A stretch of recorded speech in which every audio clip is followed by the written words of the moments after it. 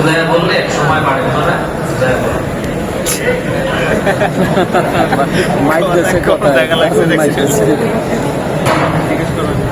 আমাদের পক্ষ থেকে প্রশ্ন ছিল যে এমন কোন দিন আছে নাকি, যে এমন কোন সূরাত আছে নাকি যে সূরাতে কোরবানির আগের দিনে কেউ যদি কোরবানি করে ফেলে তার কোরবানি সহি হবে, তার কোরবানিও লাগবে না।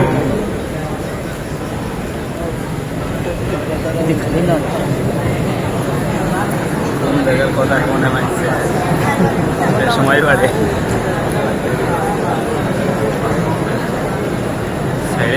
মাঝে মাঝে জমে। মাদানী ভাইদের পক্ষ থেকে আমাদের ছিল এমন কোন সূরাত আছে আপনারা কাঁপে না ওই সময় ফেটে যায়, যে সূরাতে কোরবানির আগের দিন কোরবানি করবে এবং আবার পুনরায় লোকাতে হবে না। যার সঠিক উত্তরটি হচ্ছে, সেই ব্যক্তি যদি উদাহরণস্বরূপ বহির্বিশ্বে থাকে, উদাহরণস্বরূপ সৌদি আরবে থাকে, তাহলে সে এই দিকে তাকালে, বাংলাদেশের দিকে তাকালে একদিন আগে সেখানে কোরবানি হচ্ছে, সেই দিকে তাকিয়ে সে কোরবানি করে ফেললো এবং সেই দিনে আবার ফিরে আসলো। এদিকে এসে বাংলাদেশে দেখা গেল যে ওই হিসেবে বাংলাদেশের আগের দিনে কোরবানি করার কারণে তার উপরে কোরবানি আবার দোহরাতে হবে না, যেহেতু বাংলাদেশের তুলনায় আগের দিনে সে কোরবানি করেছে। আশা করি তোরটি বোঝা গিয়েছে।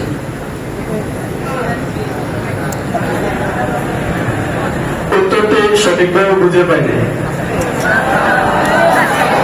তোমরা সঠিকভাবে বোঝানোর জন্য কেউ দাঁড়াইতে পারো, দেখি আমরাও বুঝি।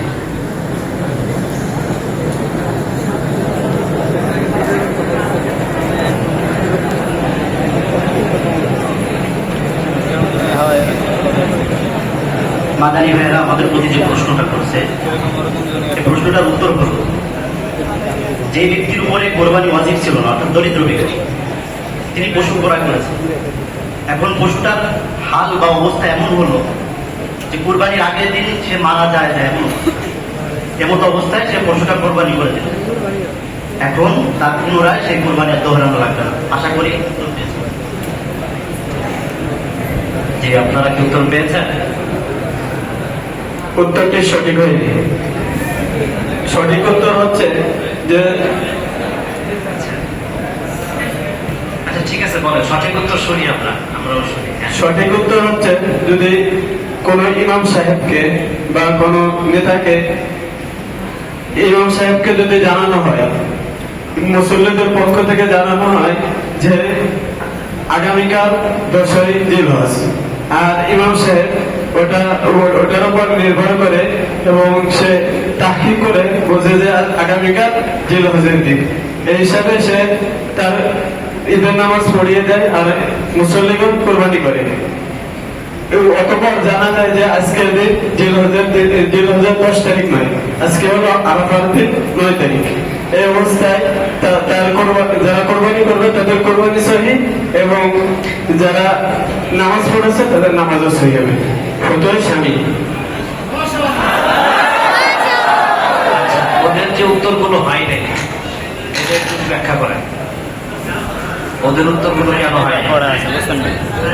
এবার ঠিক আছে, এবারে গেব। সাহেব কোথায়? হ্যাঁ, সাহেব সাহেব জানা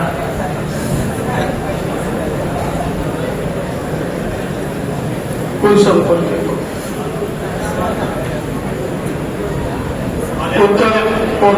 উত্তর ভাই বলছিল যে একজন হলো বাংলাদেশে, আরেকজন বিদেশে। এটা আমাদের প্রশ্নেরই ছিল না।